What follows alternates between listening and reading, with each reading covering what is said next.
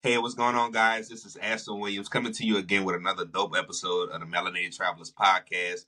And y'all already know what we try to do, man. We try to inspire the African diaspora and also people that love to listen to the podcast to travel the world. So we have amazing guests, we have amazing travel content creators, business owners, just sharing their insight on so many different avenues and so many ways to navigate the world, whether that be luxury, whether that be nomadic, rather that be just a wanderer that just want to go somewhere and pick something on the map and just travel. This is what this platform is about. So I have an amazing guest in the building. I have Cam Clemens, aka the Cultured Cam. How you doing today, Queen? I am doing great. Thank you so much for having me here. I'm really excited about our interview today. Yes, ma'am. Yes, ma'am. Let's get it popping. And we talked outside the studio, so I gotta say it right now. I didn't even know we was connected in that type of way, but she's a sorority as well. So shout out to all my brothers of Phi Beta Sigma and all my amazing sisters of Zeta Phi Beta Sorority Incorporated. And I gotta do it. I say my soror, you looking good today. Zeta Yes, lives ma'am. every day. Yes, Yes. ma'am. Zeta look good every day for y'all don't know. Mhm. Right? So I gotta get into the intro. Let me give you your flowers while credit is due, just like I also told you outside of the studio. I've been a fan of yours for a while. I really love the way you're able to curate events, to curate content. And we're gonna dive deeper into what you're doing now and where you're at in Portugal. But I really just truly enjoy your content and everything that you stand for and everything that you promote. So I just wanted to give you your flowers now before I even get into your Yeah. intro. Yeah.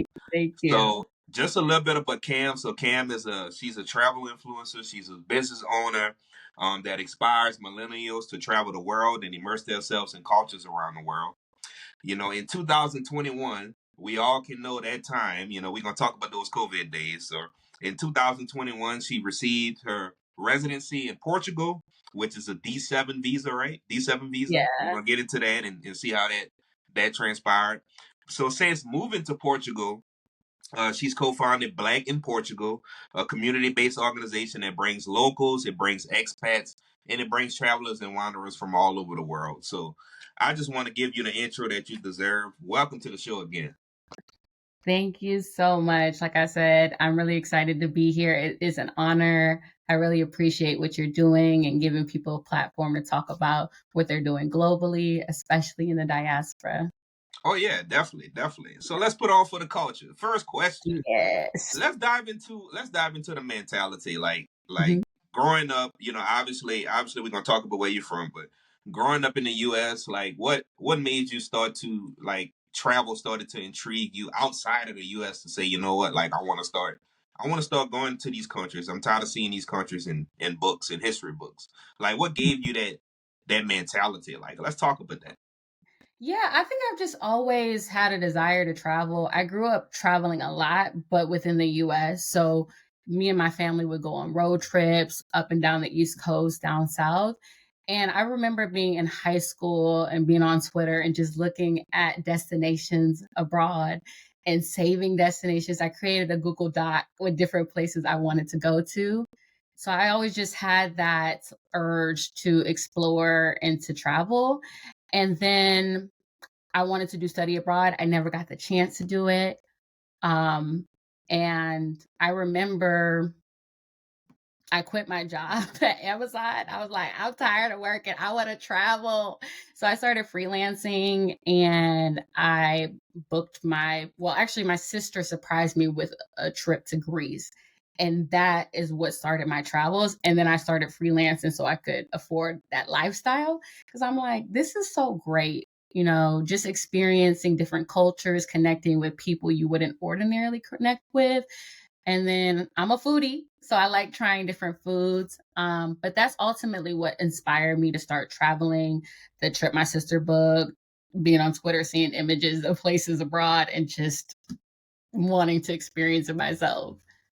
Yeah, I'm a foodie too, man. You already know I'm from Louisiana, so my Mhm. palate is definitely different than everybody else in the US. I love good food. I love good Y'all know how to food. throw down. Yeah, I love good food. So man, let's talk about the big scare in the US. And unfortunately Mhm. I did have some family members that passed from COVID, Really sorry. unfortunately, but that, I feel like that was a shift in the mindset for so many people in the country. So Yeah. many people. So let's dive into those COVID days and what made you decide to, like you say, you know what, like if now is not the time, Hmm. then it's never going to be a time for me to leave. Like Yeah. let's take us through that time frame in those moments. Yeah. So actually, I had lived abroad previously for a short period of time. I lived in Thailand for a year and a half. This was before the pandemic. But as I was leaving Thailand, that's when COVID started. So I left Thailand in March 2020. I thought I wanted to move back to the US to settle down and be more serious and work on my career. And then I quickly realized this ain't it. It's not safe. People don't care about other people's health. It's expensive. It's very isolating. The weather sucks. And yeah, I was just like, I can't do this anymore. So I was like, where can I go to get residency? Because in Thailand, I couldn't get residency. I could only get a work permit.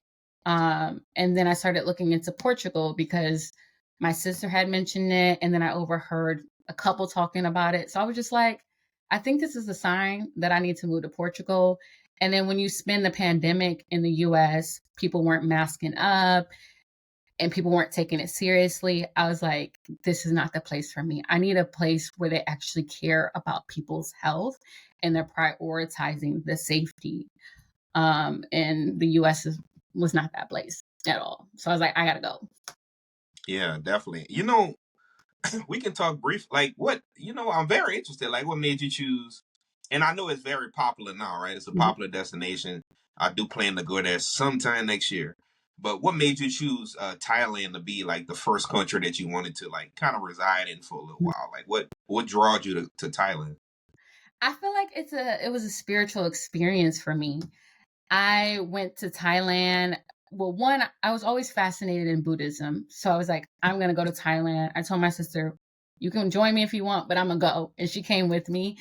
And it felt right in my body. And I know that sounds kind of cliche, but I was there and I was just having the time of my life, eating fresh fruit, meeting new people, getting massages, being in greenery. And people were like, oh, you can move here super easy. I was like, nah, it can't be easy to move to Thailand. Like, no, y'all lying. They're like, you can come here and find a job easily. And so when I left Chiang Mai, I was sad. I was so sad. I started crying. I was like, I don't want to leave. Like, this is so amazing. And then I decided that I was going to move there because I always wanted to live abroad. I was thinking more Peace Corps, but I liked the flexibility that teaching in a school would give me because I could travel around. I didn't have to be in the middle of nowhere and I could connect with locals and expats. And so that's what made me decide Thailand. It's a beautiful country. It's very peaceful. It's very safe. And safety is a non negotiable for me when I'm abroad. Yeah, yeah, definitely. I they talk about, I think it's baht. That's the currency, baht. Yes, Thai Baht, baht. something like that. Yes. Yeah, they say man, that dollar can stretch.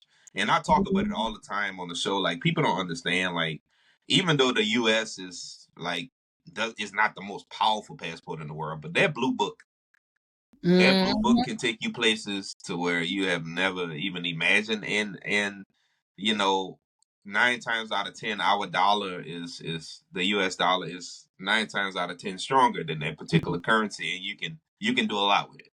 You can do a Yes. lot with it. You know, so I gotta tell you, divulge into the question that everybody wants to know. For those history junkies out there, for those Afrocentric people, Portugal. Portugal is the first country in the European, like in Europe, Mhm. to start the transatlantic slave trade. How is the culture in Portugal? How is Yeah. it? With that historical fact. How is Portugal? Like really? Okay, so there's a few things. One, they don't really like to acknowledge their part in the Mm, transatlantic slave trade, which is why I really respect the work Naki's doing. He does the African Lisbon tour, and it's to talk about the history of the transatlantic slave trade. That's where I actually first learned about it. because you learn about the Brits and the French, but they don't really talk about the Portuguese. And so there was nothing created. I think there's one museum in the south of Portugal, but they don't have this information in their history books. So they kind of just ignore that or just sweep it under the rug. But there are a lot of Black people in Portugal, not even just immigrants or expats or digital nomads, whatever you want to call or classify people as. There are a lot of former Portuguese colonies that are in Africa and Brazil. And so Brazil is the blackest country, Salvador specifically, outside of Africa. So you have people that are migrating here from Brazil, Angola, São Tomé, Cape Verde, Mozambique. So you have that population. Then you have people that are immigrating from the US, Nigeria, maybe the UK. And then you have people that are Afro Portuguese that have been here generationally. So there is a large population, which I love because I blend in. Yeah. Gotcha. Gotcha. I never would have thought that. I'm gonna be honest with you. And see, this is why this platform is needed, because it gives accurate information to people that's actually either lived there or have went there X amount of times and can give you that really local insight. Mm-hmm. And I honestly, I never would have thought. I never would have thought that the percentage there was high. I Yeah. never would have thought that. Wow. I would say outside of maybe the UK and France, Portugal has one of the highest Black populations in Europe. Wow. Let's die. We gonna switch it up, because I kind of went hard with that question. Let's soften it up a little bit. Then we're gonna come back to that. We're gonna table that Yeah. and come back. You're a foodie. Yes. How is the food in Portugal? We're gonna dive into that, and then what kind of recommendations can you give? Because I know I'm leading into this question because we gonna promote the hell out of your business on this show. Thank you. I Let's get appreciate it. Let's get it. it. Let's get it. So let's I dive love into the food of international Portugal. food. Oh I yeah, must say I yeah. love international food. So typically European food is not my favorite. There are some good Portuguese restaurants, I would say, outside of Lisbon. In Lisbon, the Portuguese food is mid to me. But people like it because it's fresh. It's fresh fish. They don't season it though. Um so I love the You had to international food. Yes, I love the They don't have international that tone. food. They don't have no tone, no garlic They powder, no don't. cayenne My pepper, no friend from nothing. Louisiana brought some for me because she knew that I needed it. But yeah, I'll eat a lot of like Asian food and then African food. So I did start a tour called Afro Flavors. It is a tour to highlight Black owned businesses in Lisbon. And so most of the cuisine is either African or African influenced. And we tried different cuisine from Mozambican to Cape Verdean to Brazilian. And so we go to different places in Lisbon. You get to discover new areas. And you also get to support Black businesses and have good food because they got spicy food and it's seasoned well. So I knew that there was a need for people to have good food when they came to Portugal, Lisbon specifically. And that's why I created Afro Flavors. And I also am about supporting Black owned businesses. So I was like, why not? There's nothing like this that exists here.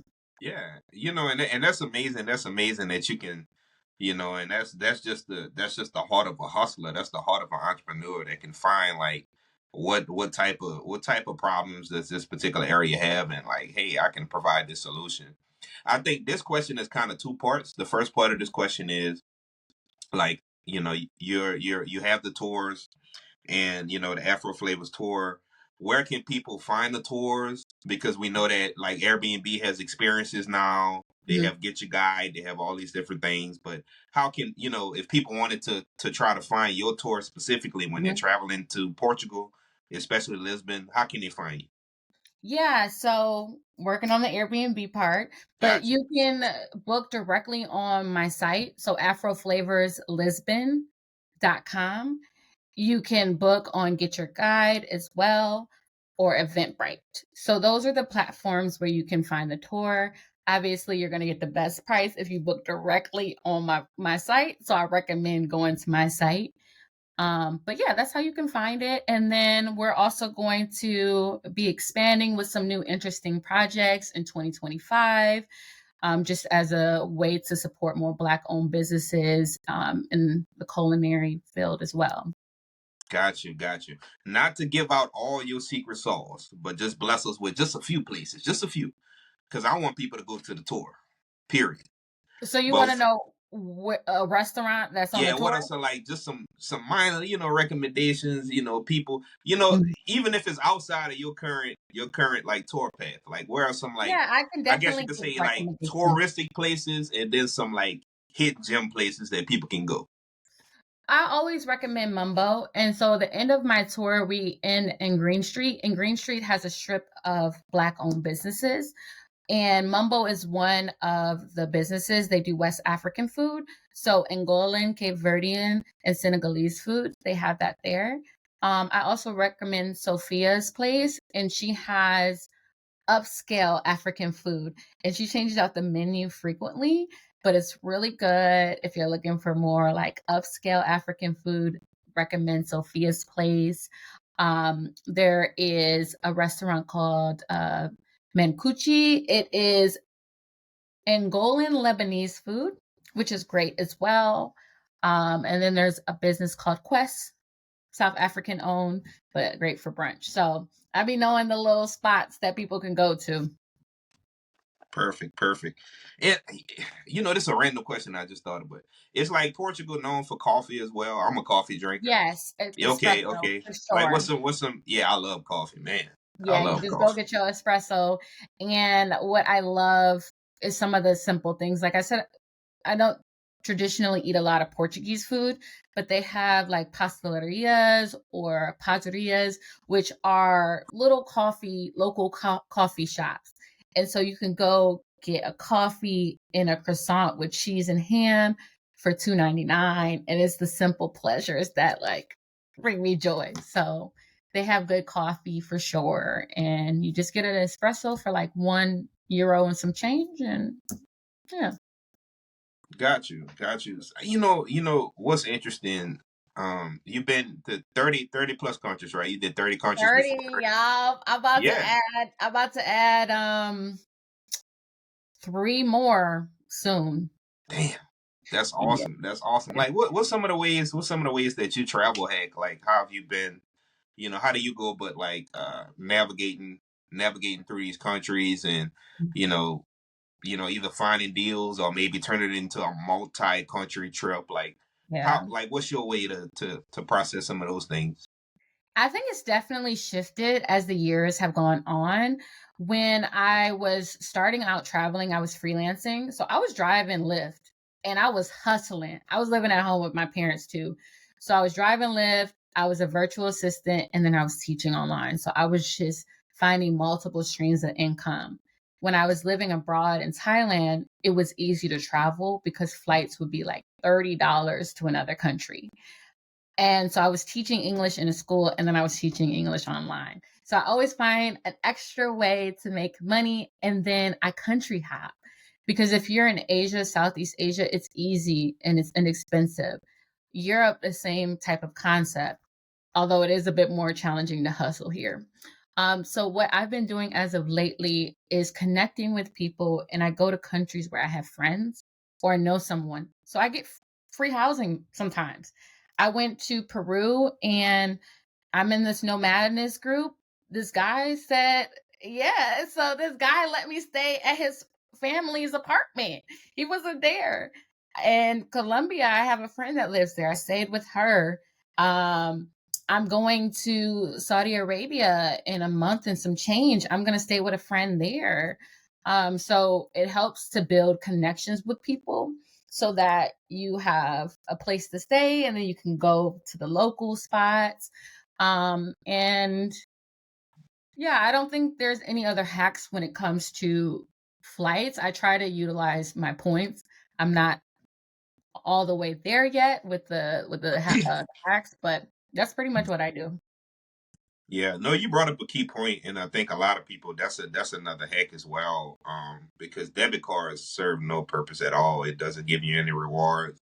I've always recommended to people that they utilize their credit cards to pay their bills and also to just, live life. And that's Mhm. how another way to accumulate points to travel. I know that's Yeah. one of the ways that I do it. I Mm. love to use Google Flights. Going. It used to be Scott's Chief Flights, but now Yes, it's I called used to Going. use that. Yeah, I don't I use it still use anymore Going. though, Yep, because I live abroad and it's mostly from US cities yep, going yep, abroad. Yeah. yep. I use that and a little bit of Skyscanner, not too much. A Yeah. little bit of Those are the good Skyscanner. ones. Secret Wow. flying is good too. Have you heard of secret flying? No, no, never heard of. It's a website and then they post different deals. But you can also search from the region that you're leaving from. And so they'll, if there's any flight errors, they'll post about it and you can just book it. So they got good deals for sure. Wow. Okay. No, that's dope. That's dope. So, let's get back to Portugal. Why Portugal? What made you decide to, want to move abroad to Portugal? Like what drew you to the country? Yeah, so I actually got asked this question earlier today, and I was like, I'm about to start handing out little flyers or cards that says my reason why. But I was leaving Thailand and I was looking for my next place. And I overheard a couple talking about Portugal because in 5 years you can get citizenship here. And so that's what initially piqued my interest. And then my sister was talking about me moving here. She had visited before and she was like, you would love it. There's melanated people here and it's not that far from the US. Because I was considering Colombia. And so I started looking into it and I was like, how am I going to move here with a remote job? And I didn't have any savings at this point. Like I just got back from Thailand, literally zero. And you needed to have 10,000 in savings and there were just so many hurdles. But basically I wanted to move here so I could be closer to the US and I can get citizenship and be a resident because I didn't want to have to keep doing border runs. Like somebody could kick me out the country if they wanted to. Like I wanted that second passport and I wanted to be around Black people and I wanted to be closer to the US. Okay. Okay. I have noticed that and I'm when I say this, I already know the answer, but online they make it so easy to say Hmm. that it's so easy to get a visa, to get residency in Portugal. Let's break that myth right now. So how was your process? Let's talk about that. The good, the bad, the ugly. How was your process to get residency in Portugal? I feel like my process was definitely not the normal experience. But to be fair, I can admit where I went wrong. So I thought all you needed was the savings, but you have to show how you're going to sustain yourself in Portugal. And I failed to do that. So I applied for the D7. Now, if you're a remote worker, you need to apply for the D8 because that's the digital nomad visa. But at the time, all you needed to show was that you make 700 euro a month and you had 10,000 in savings and you had an apartment and you had a bank account and all these things. I got denied the first time. I had the savings and I had the apartment and I had, the bank account, but I didn't show how I was going to be able to sustain myself. And I shot myself in the foot because in my personal statement, I was just talking about things that weren't necessarily tangible, right? So you want to make it fact based. So I got denied and then I reapplied in February 2021. This time I had a bank account. Well, I got a different bank account. I got my NIF, which is a tax ID number. I got another lease. I included my resume because I was like, I'm going to show them that I got a strong work history in case I did a job contract. Um, and I had someone write me a letter of reference, my accountant. So I did more for my second app to make it stronger, but it took me 5 months to get approved for sure. Wow. Wow. Walk, how was the mental during that process? Like, I had to especially a detach. person that wants to just, uproot themselves from the US and it's just so much, don't get me wrong. Don't get me wrong. The US has its perks, but when it comes to news, I don't really watch it. If you Mhm. more this left brained you watch this, you watch that. They try to paint the picture of fear on these countries and things like that. So like, let's take us through, and this COVID time too. I was going insane. Like, y'all, I was going insane. I love my sister and my family, but I was living with my family, and it was just wild going from living by myself to living with my family, having to like be more isolated and not hang out with friends because I was trying to protect my family from COVID. And that drove me crazy. I need to socialize. I need to be around people. Um, I at some point I had to detach. I was like, I'm gonna go to Thailand for 2 months, and that's what I did. And I had to quarantine for 2 weeks before I could actually be out and about in Thailand. And I was like, it's worth it because I'm already quarantined basically. So that helped me a lot. And then they had opened the borders. So I actually moved here before getting approved. I got here like on a Saturday or something, and 2 days later I got the email saying my visa was approved. So it just kind of Wow, worked out in that way. wow, wow. Yeah, you just took a chance on yourself. Let's shift gears into um because the term nomad or nomadic is Mhm. starting to become common now. It's Yeah. starting to become a common word. Actually, most people use that more than entrepreneur now. Hmm. What are some like unconventional ways that people can, that you've seen, or that maybe your colleagues that maybe be, in Portugal or elsewhere in the world? What's some unconventional ways people can, make it, if they decided Hmm. to jump ship from the good old Uncle Sam? Yeah, I definitely think you have to have multiple streams of income. You obviously don't want to burn yourself out, so you have to figure out what's sustainable for you. When I was living in Thailand, teaching English online was sustainable because I was in the same time zone or similar time zone as China. And at the Mm. time, I was making like 20 an hour teaching online. And that's a lot for Thailand. Like 20 an hour is a lot. And so that helped me, you know. In Portugal, I realized tourism is where it's at, and people are coming here, and people will pay for an experience. So I was like, I saw this opportunity. It aligned with my passions, but it also is a way for me to make money. So you kind of have to be a bit innovative and think about where you're going and how you can enter the market. If you're moving in the Middle East, you might be able to teach English there and have your housing paid for. If you're moving to South Korea, the same thing. But if you're moving to Portugal, you need to have a business online or do something in tourism. So I think you have to just assess what the market is like and what you can do, Gotcha. basically. Yeah. Gotcha. No, and I'm glad that you brought that up, and I'll talk about this briefly. Shout out to Fly Girl.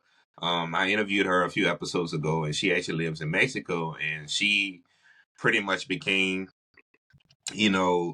taught herself Spanish and started rubbing shoulders with people that own yachts, and now she does yacht parties every weekend in Mexico and Cancun. Oh, So that's like that's our way, like so you just gotta like dive into it. Matter of fact, how is your Spanish? How is it? How's I the don't, Spanish? my Spanish.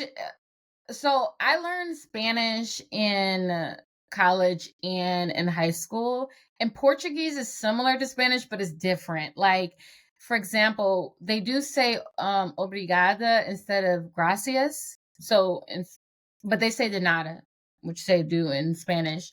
They say hola, which is the same.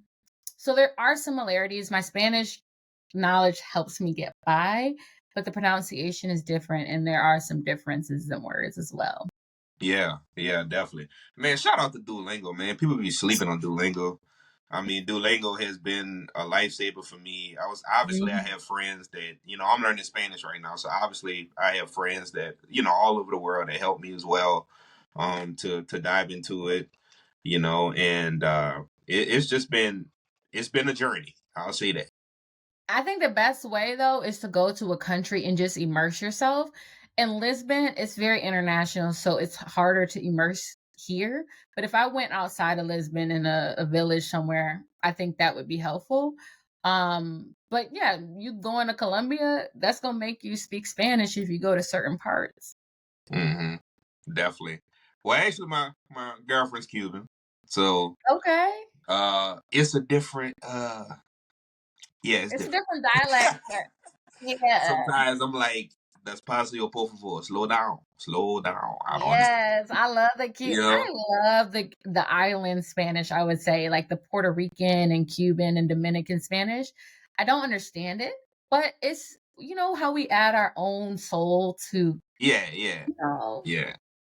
Just think about like New York, like they strong, tough, like concrete jungle, and then New Orleans, we got a little bit more longer Caribbean, type accents. But man, that's absolutely amazing, man. I mean, wow. So you got me want to go to Portugal right now. It's You great. And guys honestly, I never would have too. thought about going to Portugal. I'm serious. Like, I think a lot of people felt the same way. And I've seen the shift over the years because I started my process in 2020. I didn't move here until 2021.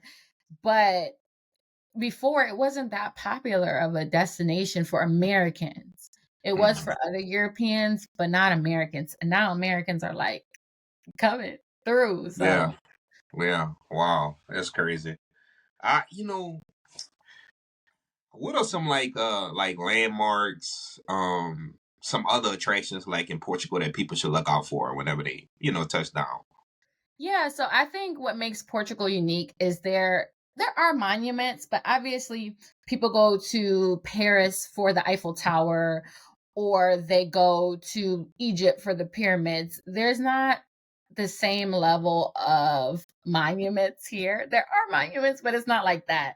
I would say people come here to go to Douro Valley, which is up north near Porto, and that's where port wine is made. I definitely recommend Porto. You have the central of Portugal, where Nazaré, where you can see these really high waves. You can go surfing. So people come here for surfing. They come here to go to Sintra, which is a magical, majestic town. There's castles. So people mostly are coming here for the wine, the beaches, the fresh seafood, and I think also because it's relatively affordable. Gotcha, gotcha. What what advice what advice could you give somebody that's like on the fence right now, like and like afraid to take that leap? Like what advice would you give them right now to say, you know what, like the time is now? Ooh, that's a good one. I think you have to do it afraid. I always say do it afraid because otherwise you're going to wake up and have regret and always wonder what if. Especially if you're moving from the US, you can always return. I always tell people you can always return. If it don't work out, you can go back because you're from there and you have citizenship there, right? You are privileged enough to be able to go back home. So take that leap. Try it. And Yeah. if it doesn't work out, go back home. I know it sounds simple, but you owe it to yourself to lean into that curiosity of moving abroad and taking that leap. We definitely gonna collab later in the future. I see like a digital nomad seminar or something like that. But what are some other ways? I know teaching, a lot of people teach English, but just like briefly, what are some other ways are you seeing other people doing it now in Portugal to live Yeah. there? I think depending on your skill set, there are people that are mental health professionals, so they're doing virtual therapy. I would say some people are on student visas, so that helps them to get abroad. I would say that people are freelancers or contractors. So if you can convince your employer to turn you into a 1099, then you can work abroad. Being a consultant too. So there are different ways, but like you said, the reference you had earlier where the lady that you interviewed made connections with locals and she's having yacht parties. You also can connect with the locals and when you do, they're willing to help you out because it's a win-win. They see the benefit. We gonna talk offline. I'm not ready to let the melanated traveler community know about this yet. I'm working on something in Peru right now. You see me wearing this hat. I Oh, gotta I play. love I gotta play in Peru. Yeah, I gotta play in Peru. I'm working on. Peru is absolutely amazing. By the way, it. it's like Is top. Lima is like top five biggest cities in the world, and a lot of people don't even know it. It makes sense though, because the traffic is awful. I'm Yeah. surprised I made my flight on time because I was really like pushing it. But I love Lima. The culinary scene there is so good. The Oh food, yeah. so good. Top notch, best in the Oh, world. Them in Vietnam and also other Asian countries, but they like top two, top three. I would say Peru, Thailand, India. Like for me, they're the top. I really like Greek food too. I would say that. I do. We got to talk briefly about Peru. I seen you in parasailing. You had a chance to see Machu Picchu. I went there last year. It was absolutely amazing. Like that process. How like overall like if you had to rank it, like for me, Peru is up there. Like some It's one up of my there. It's top in my countries. top five for Yeah. sure. It's my like so. Thailand is number one. My top five for food and my top five for experiences aren't the same, but I would say Thailand, Greece, Peru, South Africa. Ooh, I just had to tell somebody this too. I really like Sri Lanka as well. Like I had a good time in Sri Lanka. Wow. Okay. All right. We might have to go live for that. That's Yeah, interesting. That's interesting. That's one that nobody never would have thought about. But I yeah, Peru. know. I hope a lot of people don't find out about it so that it can keep its, you know, Yeah. Oh, beauty. trust me, I already know. Which dives into my next point is that sometimes, like for me, I feel like I don't like going to, and that's another reason why I never thought about Portugal because it's starting to become popular. I don't really Mhm. like going to where they have a lot of Americans. I really Mhm. don't like going to those places. But it seems like from your experience, Portugal still has its own authenticity and originality when it comes Yeah. to a country, and you can still get that local vibe if you wanted to go. If you Yeah. want the American vibe, is this section. Yeah. Yeah. Yeah, Yeah, and it's just about knowing what communities are offering that. So right now, I have a group specifically for millennials and Gen Zers called Zillennials. And I work a lot with this group called Intracambio Diaspora. And it's a language exchange for people that are in the diaspora, whether you're wanting to learn English or Portuguese. And so we're doing things for locals. We're doing things whether you're an American, but you're an immigrant because you're working on citizenship, or you're Angolan, or you're Cape Verdean, or you're Nigerian. Like we're bringing people together, and it is more of a local vibe. So you just got to know, you know. got you, got you, got you. And before we wrap things up, like first of all, I really appreciate you for coming on. Like I said, it's just absolutely amazing to connect not only with like-minded individual, but also a soror. So this Yeah. episode is special for me.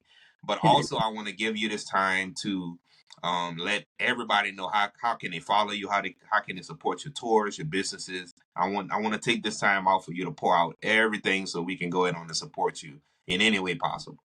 Thank you. I really appreciate that. So if you want to follow me on my personal page, Cultured Cam, Cultured with the C, Cam with the K. And if you want to support my business, it's Afro Flavors Lisbon on Instagram. And then I just started a Facebook page too. So go ahead and like the Facebook page or go to my website to book a tour. If you are considering moving to Portugal or you live in Portugal and you're looking for community, there's a group called Zillennials in Portugal, and it is for Black people that are based in Lisbon looking to connect. So it is more so for locals and those who are looking for community. Gotcha, gotcha. Well, again, Sorod, I appreciate you for coming on. I really do appreciate it. And for those that were on the fence about going to Portugal, you have no reason not to go. You can find Cam soon as the plane land in Portugal. You can go find her, and she I can show you know. some amazing places in Portugal. Okay, point blank. Period. I got y'all. Yes, man. Well, look, I appreciate it. Y'all know my motto. I'll see you at the top because the bottom is just too crowded. Peace and blessings to y'all.